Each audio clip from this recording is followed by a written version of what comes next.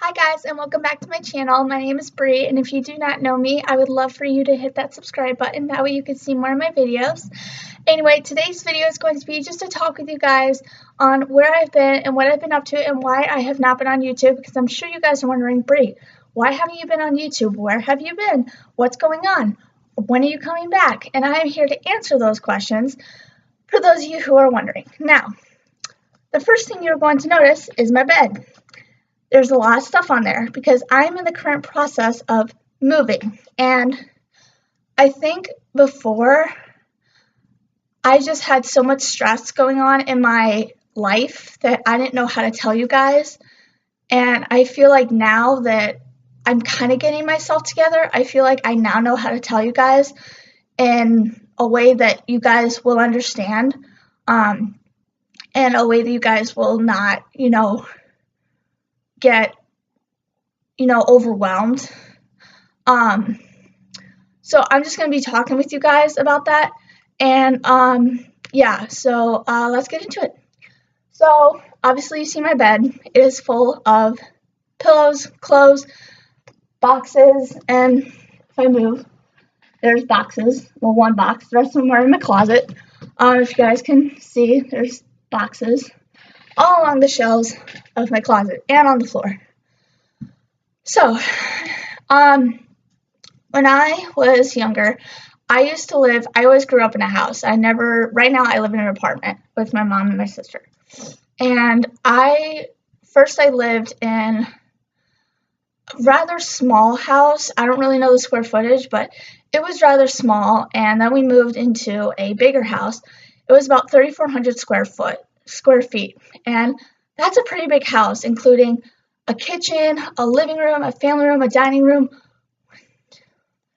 4 bedrooms, 4 bathrooms, a basement, a backyard, and an office. So that is a lot of housing. And it's a lot to take care of. I had a lot of room. I didn't really have a big bedroom like I do now. I have a humongous bedroom, and I am extremely grateful for that.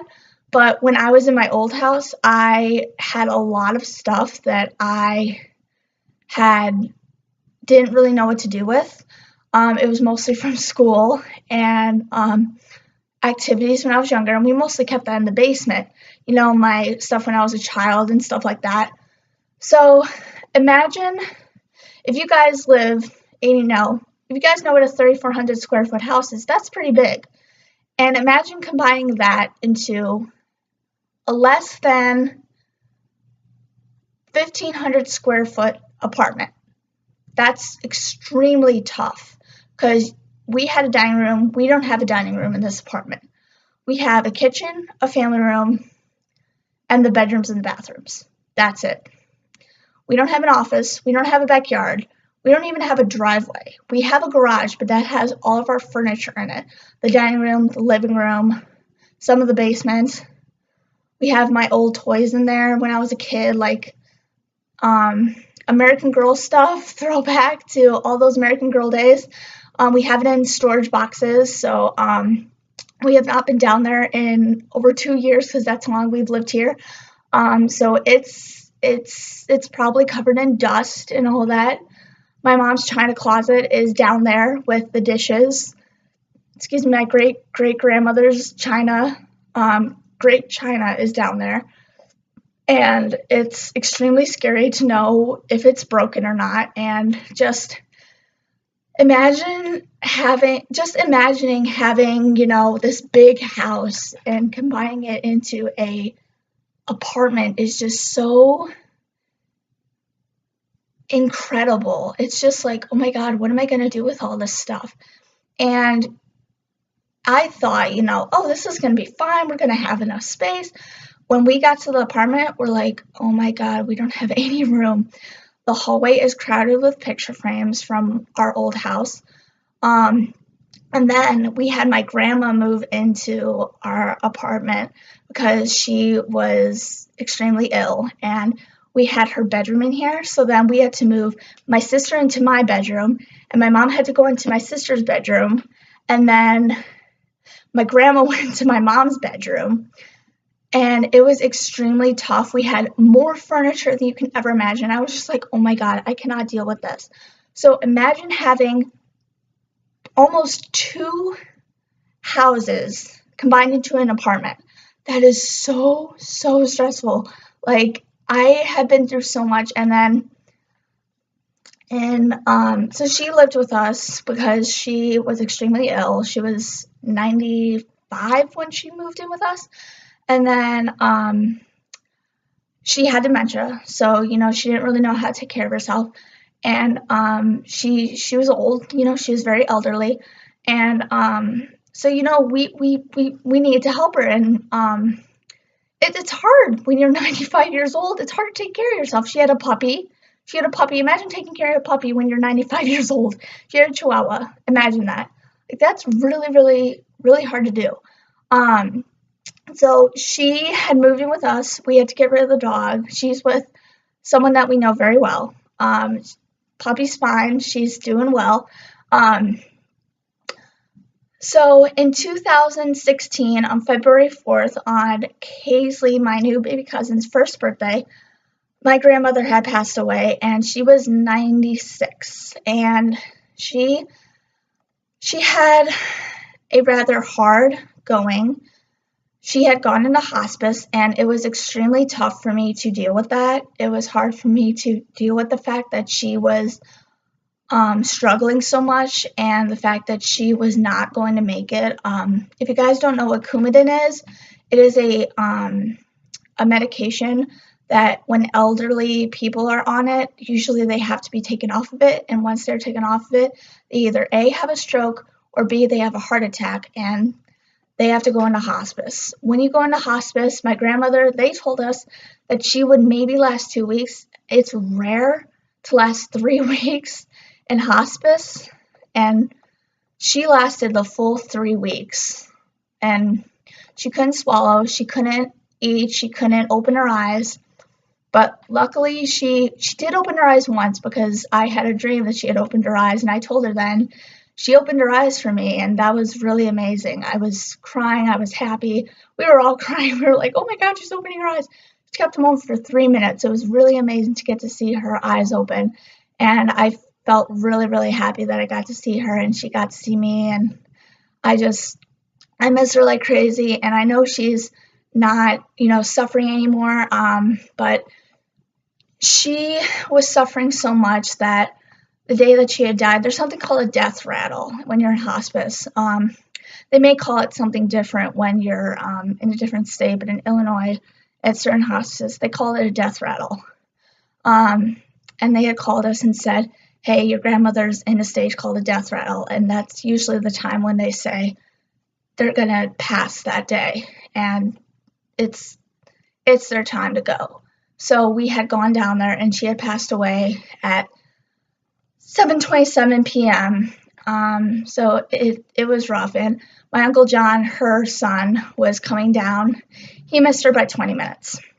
So it was tough for him, and it was very tough for me, because I am the oldest granddaughter on both sides of the family, and she was the last. She knows me she knows me so well, and I'm like one of the closest granddaughters ever. And when I heard that she had passed, I was just so stressed and so angry at myself, because I thought while she was here, I thought I was not being a good granddaughter. I thought I was being so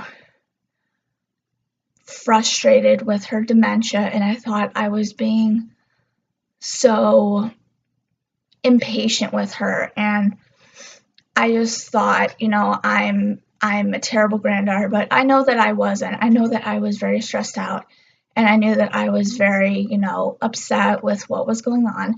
It's normal for someone to be very upset at, any age, for someone who's going through hospice and who's at 95, 96 years old. It's scary to see, your grandparents go through that. Anybody really to go through that. It's really scary.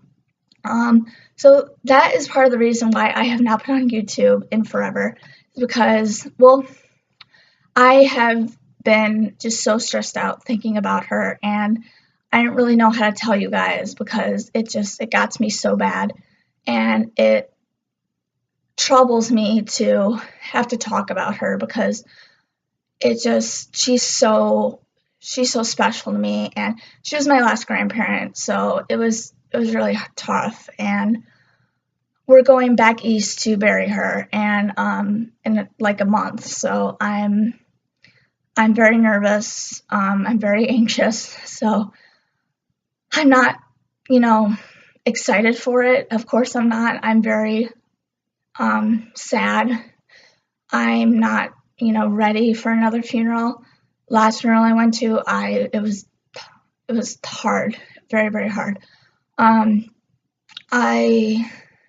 It was hard, and none of my grandparents died at old age. They all died of some sort of a disease, which is, I feel, unfortunate because I wish my grandparents, some of them had gone peacefully, and some of them had not. Some of them had suffered, and that's really hard for me to deal with. For anyone, it's hard to deal with someone not going peacefully, and it's hard to deal with that because you want them to go peacefully. You want them to, be at peace. It's hard to see that, and I saw that with my grandma, and it was really hard to see. So, other than that, I'm currently in the process of moving, and I was going to move to Maryland, but because I cannot move now, things change. Grandma passed away.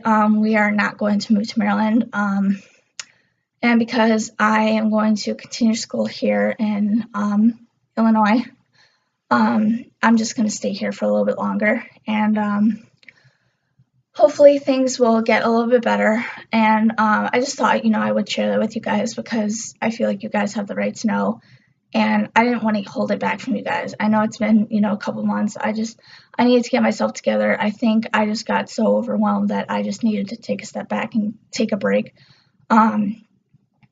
I've been under so much stress, it's been tough. It's really been tough. My sister, my family's been through a lot within this year. It's really been tough. It has not been, the year that I had expected. It's definitely been a year that was a struggle so far, and hopefully it will get better. And I'm hoping that, it will just clear up, and that, I know I'll have friends that'll be there for me, and I know that my family's going to be there for me, and I have you guys, you guys are going to be there for me. So, for those of you who are watching, I really appreciate it. You guys, thank you for watching. I really, really appreciate it. And like I said, you guys have the right to know where I've been, what I've been up to, and I just thought I would clear that up. So I just thought I would clear that up. I don't know when my next video will be up. I will let you guys know on Twitter and all that stuff. But right now I'm just going to be packing and getting myself together. And also, I do have a question. I hate moving. I've moved 3 times in my life. I'm 20 years old. I moved 3 times. And I do not know how to pack. Do you guys, for those of you who have moved, do you guys have any ideas? Anyone can send me any ideas. Anyone. Do you guys have any ideas how to pack? Organization tips, packing ideas? Leave them in the comments. Video ideas. I'll leave them in the comments. I would definitely love to check them out and get some ideas because I absolutely do not know how to pack, and I would absolutely love you guys to send me ideas on how to pack and how to be inspired on how to move and create a new life. I want to be excited about moving. I want to be excited about having a new start to my life. You know what I mean? So yeah, I thank you guys for watching. I really and truly appreciate it. And I will see you guys in my next video. Talk to you guys later. Bye.